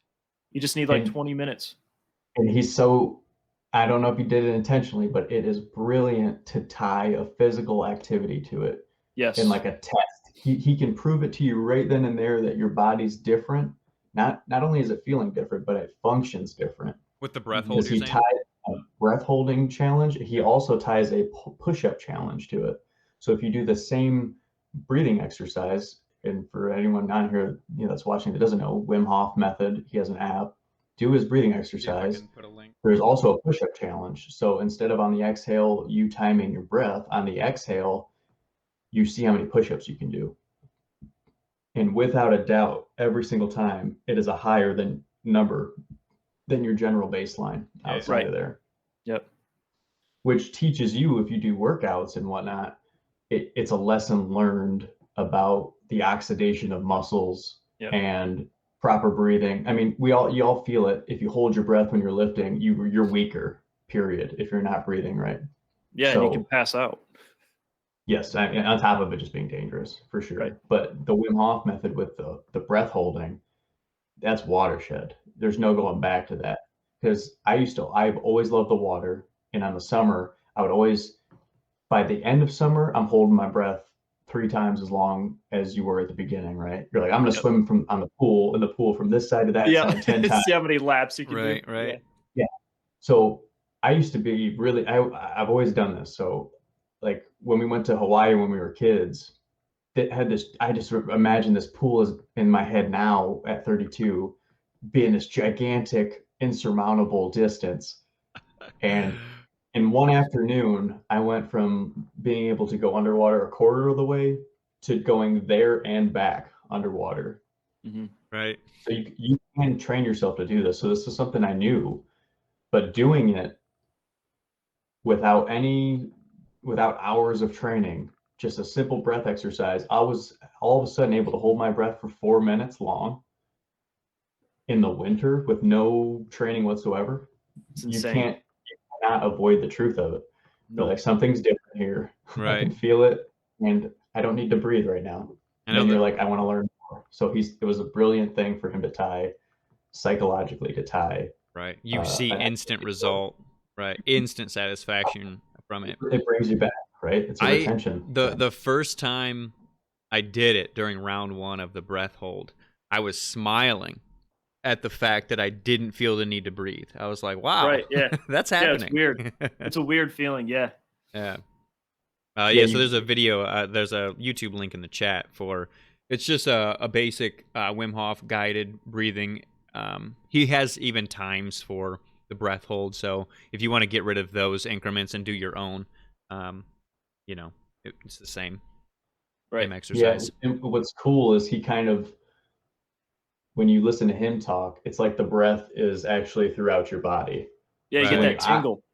When you oxidize and he's telling you don't need to breathe, and you're sitting there and you're like, actually, I don't. And then you think about, no, man, I got all this oxygen still here. Right. For you sure. Feel it. Like your body is just, it's alkaline, right? So that's what he always says. Yeah. You're producing that alkaline state.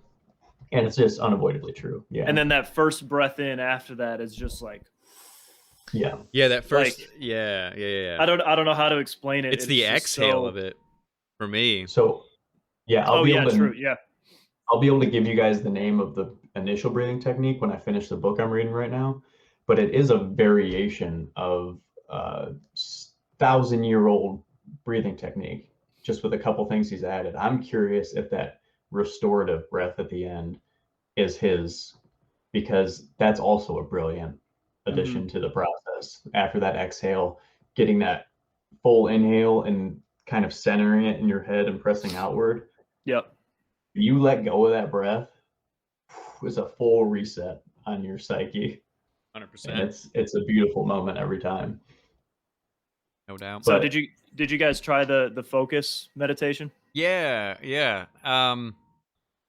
Hearing you just re-describe it, I may have done something slightly off, because you were saying say it to yourself in your head. I was talking out loud. I don't know if no, you can, as long as you're like alone and quiet. Yeah, so I was I put on one of those ambient songs you sent us, and one of them's like just over 15 minutes long. I was like, oh, perfect.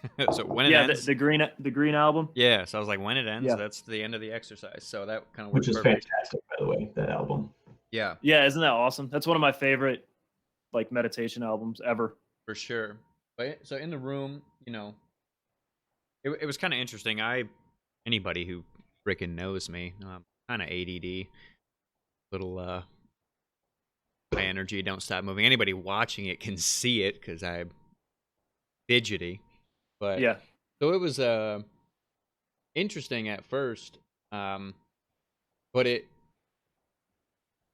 did work, right? It prevented me from, I was able to every time stay on the task, right? And not think about what's the next thing I'm going to do after this, or or what else. And that's what it's about. It's about focusing your attention away.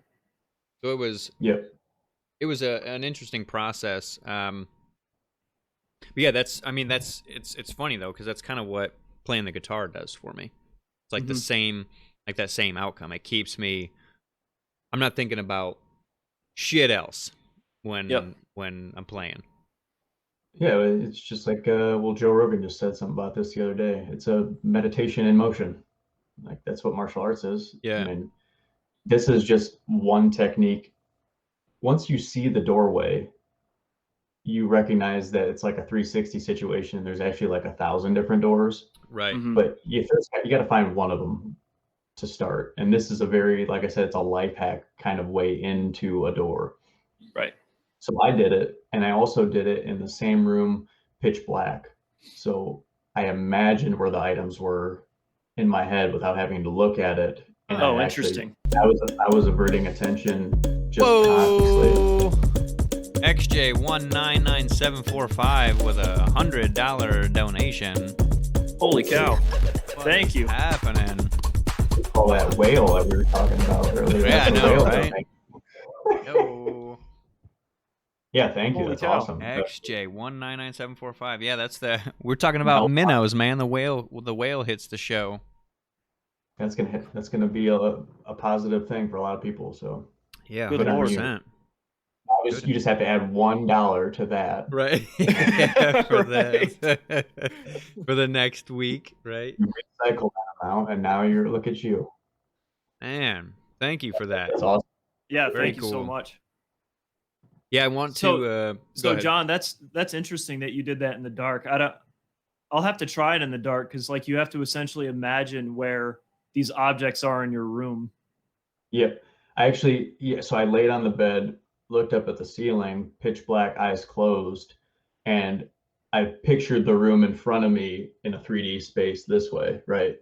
Right. So then I was, picturing the items, talking like that. But at one point, I was just imagining a different room with completely different items and still maintaining focus. That's cool. And we've talked about this before. Once you I've dug into meditation and breathing techniques. Once you do it one time, 2 times, just like we were talking about with running earlier, there are things you can imagine later on that aren't present to you the first time. And that's how I pictured this, is that I liked the initial exercise, but I liked it more as an imaginative experience. Yeah, sure. And that's exactly what meditation is about. Like you can find 1,000 different ways to meditate online or books or whatever, but whatever works for you. If putting sound canceling headphones on in the pitch black with some ambient music works, do it. If being out in the middle of the woods with the sound of nature, do it. I mean, whatever works for you, however you can get out of your own head and open up your mind a little bit. And for some people that's going to the gym. I know for a lot of people it's working out because it helps them focus on something else. There's a lot of catalysts. We talked about that last week, like psilocybin as a catalyst. Right. For a lot of people. Some people aren't going to do this through breath work and through meditation. Sometimes you need that extra push. Sure. But people that have really, really anxious minds, they need something, sometimes forcefully to pull them out of it, Yep. Right. And you don't remove the choice. Yeah. Well, that's the thing. For people that have done that or are contemplating it, it's still a choice. That's something I didn't know or understand prior to, but you still have a choice to make if you take, you dabble with a psilocybin or what have you in the places where it's decriminalized or whatever. Yeah. It's still a choice. It's not a situation where you're sucked from your body and you're viewing yourself, all these DMT stories or like the toad venom stories. It's nothing like that. Well, it depends on on how much. Yeah, the amount. But you're not out of a rocket if you're doing a moderate dabble. Right. Whereas no matter what, there's a show on Hulu. It's a show I like that used to just be on YouTube. It's Hamilton's Pharmacopoeia. Yeah, that's a good one. That's an old show. Yeah, old. I think he's had 2 shows too. Yeah, but he essentially investigates these things. Some of the times he takes the substance, but when you watch him consume psilocybin mushrooms, it's a completely different experience than when you watch him smoke the toad venom in the desert, right? Because that's just straight DMT. Exactly, that's what I'm saying. That is that's a sucks you from your consciousness, right? As Joe Rogan would say, and now you're on a rocket ship. But also DMT, and I don't mean to go off on too much of a tangent, but DMT is not meditative. Right. 99% of people do not come back remembering exactly what they were thinking or what they saw. Like they'll get little tidbits here, but it only lasts 15 minutes. And it's so intense and it's so fast and so foreign that your brain almost doesn't allow you to keep that memory. You know what I'm saying? It's so traumatic. Yeah, memory is based off of point of references, right? And in those realms, you don't have a tangible point of reference in some cases. So there is nothing recognizable. So like Hamilton videotaped, or he was on camera when he did the toad venom, and you see him lay back, his eyes roll in his head, and he starts repeating the word love over and over. And he comes to when it ends, and he's told that he sat there and just said the word love, and he's like, how is that possible? I'm like the most pessimistic person in the world.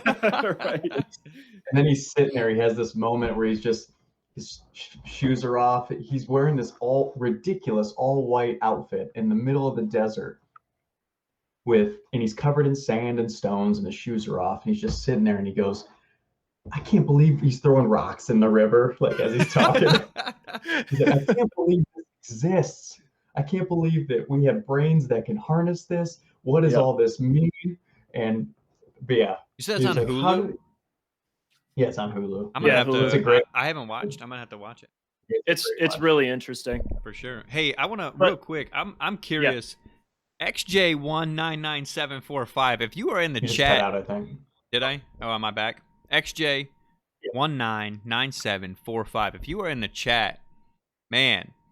Yeah, I'm surprised they haven't chimed in yet. Do we know you? Do you know us personally? Who, you don't have to out yourself if we don't know you, but no, I want some hype in the chat. Can we get anybody else like, yo, give some claps, some whatever emojis you got. That's like, if you're there, man, woman, whatever. Do we know you, or is this like literally just a stranger dropping $100 for a charity? No, fiery soccer ball. No, sweet. No. Real cool. Really cool. Fiery soccer ball. I don't know if so while that's still going on, just to kind of wrap up the goals thing, I do the water thing daily anyway, so I didn't notice anything different there. But even so, having other people come together and we have a collective goal changed the action. It wasn't just me doing my normal thing where I woke up and went and got water. I then was accountable to other people. Right. For sure. You're actively thinking about other people when you're doing something that even normally you do, which is itself something that you should probably try to start doing. Yeah. So I want to throw one other factor into the starting your day with that, because you said earlier, and I agree, for 99% of the people, it does not impede your schedule to go and chug some water. Down a glass or two of water first thing before you do anything. Not going to impede your schedule. However, those of you in a circumstance like mine, you're not waking up necessarily to an alarm clock with a set schedule of things you have to do before you go to work or whatever. I'm being woken up by a baby. So I do have immediate needs to satisfy before I could do anything for myself. So it is still the first thing I'm doing for myself, though, is once I take care of Iris, I get her up, we have our little morning ritual. get her diaper changed, feed her. Sometimes I'll even do I'll depending on how her mood is in the morning, she'll go into the bathroom with me or wherever, and I'll get the glass of water, and then we go, and she has her bottle while I have my water, kind of at the same time. So yeah, just work it into the ritual, even if you're you're not making your first choices or you have to take care of someone else. Still, you get it done. Yeah. Oh, what? You're not going to call Ray at work and tell her to come home and change the kid while you have your 2 glasses of water? Hey, I can't. You're not I gonna do can't have that? this water. You need to come home You and sit take there care of with this. soil diaper and be like, I don't care. I've got to drink water. Right. Right. For me, Right. my digestion is important. Hilarious. So what do you guys got? What do you guys got for this week? Yeah, I'll jump off. Yeah. Journal writing, note writing. Find a time, 10 to 15 minutes, block it out a day, and just start writing. You don't need an agenda. You can start it simply in your head, what you did that day Mhm. and how it made you feel. That's a pretty life hacky way to get into it. But once you start the practice, it'll turn into its own, right? Where we were talking, I did the meditation with my eyes closed. It'll become its own thing, but at least 10 to 15 minutes, pen and paper. What'd you do? How'd it make you feel? I like that. That's good. That actually Right on. coincides with what I was thinking we could focus on as well. Is I was noticing, kind of going through social media every once in a while, this past thing, the videos, the pictures, the stories, everything is so fast. Like it just goes by, and then you don't retain anything, So if you could read something for maybe 5 minutes a day, even if you read 5-10 minutes a day, up your vocabulary a little bit. Sit down and focus on a story or an article for 10 minutes, not necessarily like something that's going on in DC or whatever, something, nothing negative like that, but focus on a piece of writing. And Alex, to that point, we were on a similar wavelength because I was sending you pictures and kind of passages from that book I'm reading. Yep. And it occurred to me when you're reading, spine, hardcover book, what have you, it's just different in the same ways that we're talking about meditation. When I'm sitting there and I have an article I'm reading on the computer, and it's even an article, it's the quality of writing, the ads on the side, all the colors. Yes. It changes the entire dynamic, right? Yep. As opposed to physically flipping a page and that's all you have in front of you is paper and some ink. You don't have this is the music equivalent, what you're talking about. Right, exactly. That's a great album. Yeah, it is. And that's for actual journal articles that have, because even those websites have to get revenue, right? .coms and what have you. Even the .orgs, the colors and whatnot, it's a different. It changes the focus. Will you accept cookies? Sign up for our mailing list. Like all these pop-up. Yeah. And that's for the good articles. What most people are reading are something equivalent to like a BuzzFeed or whatever, are inundated with ads. And you're is while you're reading one article, they're trying to get you to read 7 other ones. Right. So should we reading is an attention modification as well. So I think that's what you're getting at, and I'm 100% on board with that. So everybody has a book in their house that you haven't read. All right. So reading everybody ever off of a screen. Yeah. No screen involved in the reading item. All right. Right on. Mine's going to be a little more physical. I have pretty regular and obnoxious pain in my lower back, and I know this is the frustrating thing that I do with myself. I know how to get rid of it. I know that when I stretch and do yoga exercises, it goes away in less than 3 days if I do it consistently. but I don't do it. So I'm gonna do it. This is it. I'm gonna be accountable here. I'm going to move. So I'm going to bust the yoga mat back out and do at least 15 minutes of stretching. But anybody that's going to join into the challenge, it doesn't have to be yoga. um, Stretch. On our social media throughout the week, we'll provide some maybe interesting things that we read, maybe some exercises, some stretching exercises that maybe we come across and do throughout this. So Room 145 on Instagram, Twitter. There you go. John's already thrown something in the chat there. So we'll provide some resources throughout the week on this, but take 15 minutes and stretch, care for your body a little bit. I'm 200% sincere that I know for a fact that when I do this, my back pain goes away. When I was waiting tables years ago, and you had the tray in one arm, and you're walking around, and you're dealing with that sort of thing throughout your work shift, that off-centered weight, would ruin my back. And when I started doing yoga, Ray got me doing some. I'm telling you, 3 days, and then you keep it up. It was gone. It was never a problem. So, and I can tell right now, just I'm walking Iris around a lot, so that's like it's kind of that same.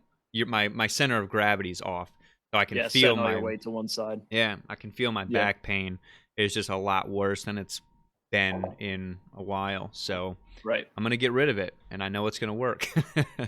So. All right, cool. 15 minutes of stretching or light exercise. I like it. Yeah, lower back pain is a ubiquitous thing now, right? It's a lot of it for a lot of people is caused by sitting and your posture while you're sitting. Take care of your spine, right? Yep.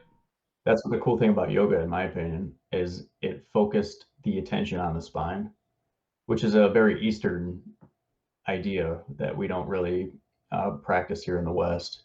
I think it's a Chinese proverb or whatnot that you're as old as your spine is, right? And and it's definitely a rigidity thing. Like some people have flexible spines, some are rigid, and the expression of the human body that can come from those two individuals is entirely different. And once you start to elongate that spine and get it active, it's one of those unavoidable truths. It's nice, and like you said, it doesn't take long. Get a couple stretches in, and it boosts your mood. I mean, it makes you happier that your back doesn't poke you. Well, when I did that, we did that pod, that float rest place. Coming out of that was the true rest. Those like float pods that you can go and kind of whatever you sit in for whatever amount of time, relaxing. But beyond the kind of relaxing, meditative kind of qualities that it has while you're doing it, the immediate takeaway that I had from it was I came out and I noticed that I couldn't feel my lower back. And that was the immediate takeaway, because I know I walk around with it, and I know it's there. Like it's not always hurting me, but I always it's what? Nagging. Yes, I can feel it. I know my lower back exists more than like my thigh does, right? That's a good way. Yeah, that's what it feels like. Yeah, it's just I feel it all day. So yeah, that was a good takeaway, and it's great when I don't feel it. So that's it. I'm gonna handle that. Well, you have a moment of clarity. Yeah, like it's one thing you have to think about. Yeah. So frees up the consciousness. But so 15 minutes stretching, physical movement, read 10, 15 minutes physical. That's like a minimum. Like if you get into reading, obviously read more than that. Yeah. And then, keep a journal of your activities for the week. Yep, I like it. And 15 minutes. The reason I set 15 minutes for reading is because a lot of people, including me, you're reading for any more than 15, 20 minutes, you can really start to trail off. and then you realize you read a half a page without reading it. You know what I mean? So yeah, and if you're Jordan, you've only read like 4 or 5 words after 15 minutes.